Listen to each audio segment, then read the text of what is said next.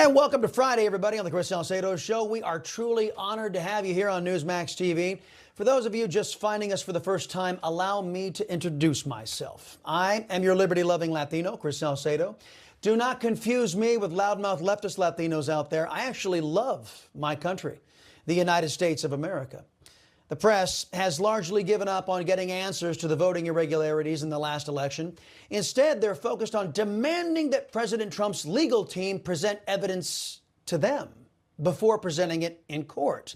Some of these alleged journalists have very high opinions of themselves, but it remains a rather elementary fact that none of these pretentious reporters have the power to stop vote certifications in any state. Nor do they appear to have the inclination to protect those brave Americans who gave sworn testimony under oath on voter fraud. Protect them, of course, from the Democrat socialist militant arms of Antifa and BLM. Here tonight to discuss various aspects impacting the legal challenges to the election, famed attorney Lin Wood scheduled to appear, Michigan State Representative Bo Lefebvre, and the great Trish Regan. Plus, Mark Halperin is talking with both Biden and Trump supporters. He is asking them, is there anything Republicans and Democrats can work on together come January? Wait until you hear their answers. And no week is complete here on Newsmax without some common sense from Diamond and Silk. But before we get to any of that, there was a lesson that not too many people have talked about surrounding one of the outcomes in the election process this week. Our rights and liberties are precious and fleeting.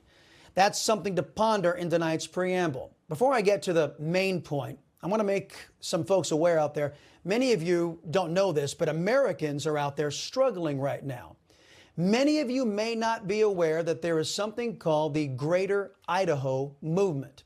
The goal is to expand the Gem State to include roughly 20 Oregon counties plus 6 Northern California counties. Now, these counties are made up of mostly conservative residents.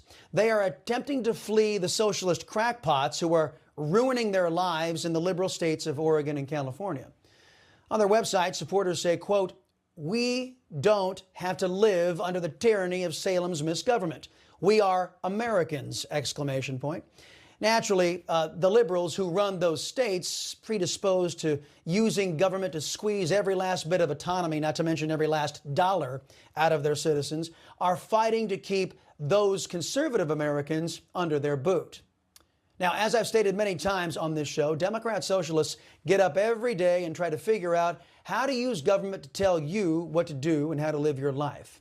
They are the poster children for abusive government.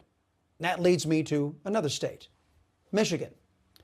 Earlier this week, 2 Republican canvassers refused to certify the election in Wayne County because of rampant irregularities that have yet to be explained. The 2 were harassed, even called racist, by idiot Democrat socialists, simply for demanding voting integrity. The canvassers caved in and certified what they believed was fraud.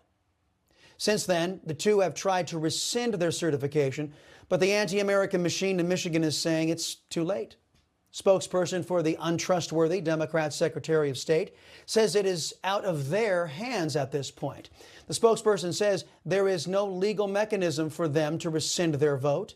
Their job is done, and the next step in the process is for the Board of State Canvassers to meet and certify.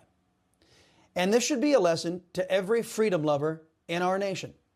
Senator Bernie Sanders has pushed what he calls democratic socialism.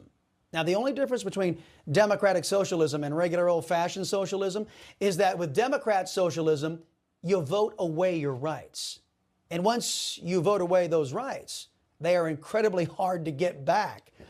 Those canvassers are learning that lesson tonight, as is all of those folks way out west yearning to escape California and Oregon. My advice is treasure your rights. Fight like hell to protect them. Don't trust or vote for politicians who propose and pass laws that take away your rights. Because once you voluntarily give up your rights, there's only one way to get them back. You got to fight for them.